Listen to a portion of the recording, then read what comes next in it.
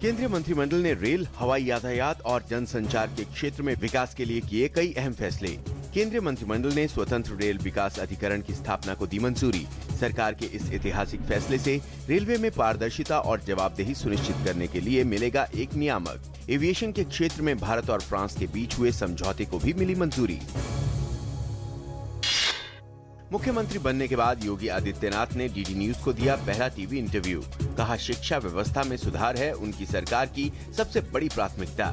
कहा, भूख से होने वाली मौतों के लिए जिला अधिकारी और दवाइयों की कमी से होने वाली मौतों के लिए मुख्य चिकित्सा अधिकारी होंगे जिम्मेदार।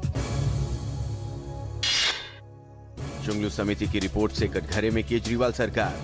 समिति ने केजरीवाल सरकार द्वारा की गई नियुक्तियों में पाई गंभीर अनियमितताएं, साथ ही वित्तीय गड़बड़ियों और प्रक्रिया संबंधी नियमों के उल्लंघन की बात भी सामने आई।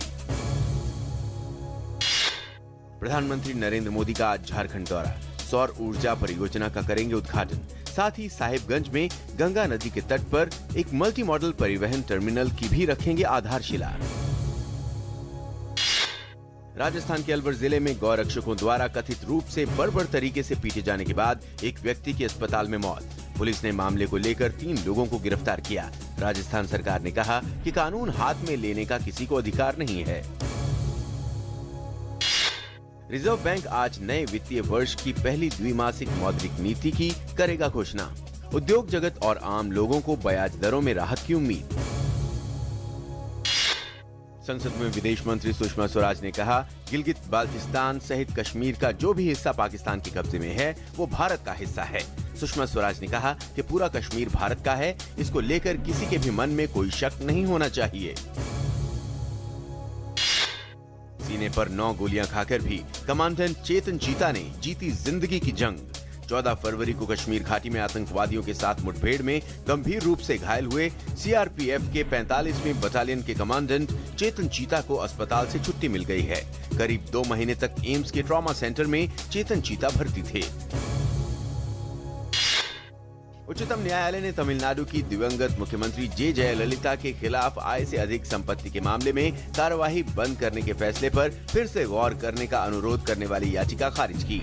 कर्नाटक सरकार ने 21 मार्च को शीर्ष अदालत में उनके 14 फरवरी के फैसले के खिलाफ याचिका दायर की थी। सीबीआई ने आभूषणों का आयात निर्यात करने वाली मुंबई की 2 कंपनियों के खिलाफ धोखाधड़ी और आपराधिक षड्यंत्र के आरोपों के चलते 6 मामले दर्ज किए। दोनों कंपनियों के खिलाफ central bank of India, IDBI, Vijaya bank ने की थी शिकायत। 3 बैंकों को 1500 करोड़ रुपए से ज्यादा का हुआ था नुकसान। सीरिया में रासायनिक हमलों पर संयुक्त राष्ट्र सुरक्षा परिषद में मैराथन बैठक। हमलों के लिए अमेरिका ने सीरिया और रूस की आलोचना की। सीरिया के खिलाफ कड़े कदम उठाने की मांग की। सीरिया और रूस ने आरोपों को नकारा। भारतीय क्रिकेट टीम के कप्तान विराट कोहली को साल 2016 के लिए Wisden cricketer of the year के खिताब से नवाजा गया है। कोहली ने पिछले साल क्रिकेट के तीनों फॉर्मेट में शानदार प्रदर्शन कर कुल 2595 रन बनाए, जिसमें 7 शतक और 13 अर्धशतक शामिल हैं। भारत की टॉप बैडमिंटन खिलाड़ी पीवी सिंधु और Saina Nehwal Malaysia open badminton super series से बाहर हो गई हैं। उन्हें पहले ही दौर में हार का सामना करना पड़ा। सिंधु को 1 घंटा 8 मिनट तक चले मुकाबले में चीन की चेन यूफेई ने मात दी। वहीं साइना नेहवाल को चौथी सीड जापान की अकाने यामागुची ने 56 मिनट तक चले मुकाबले में हराया। आईपीएल के 10वें सीजन के पहले मैच में सनराइजर्स हैदराबाद ने रॉयल चैलेंजर्स बैंगलोर को 35 रन से हरा दिया। हैदराबाद में ओपनिंग कार्यक्रम के बाद शुरू हुए मैच में आरसीबी ने टॉस जीतकर पहले फील्डिंग का फैसला किया था। आज पुणे और मुंबई के बीच मुकाबला खेला जाएगा। 37 साल के गेंदबाज आशीष नेहरा आईपीएल में 100 विकेट लेने वाले 8वें खिलाड़ी बन गए हैं और बाएं हाथ से गेंद डालने वाले वो पहले ऐसे खिलाड़ी हैं। आईपीएल में 100 विकेट लेने वालों में मलिंगा, अमित मिश्रा, ब्रावो, पीयूष चावला, हरभजन, विनय कुमार और अश्विन शामिल हैं।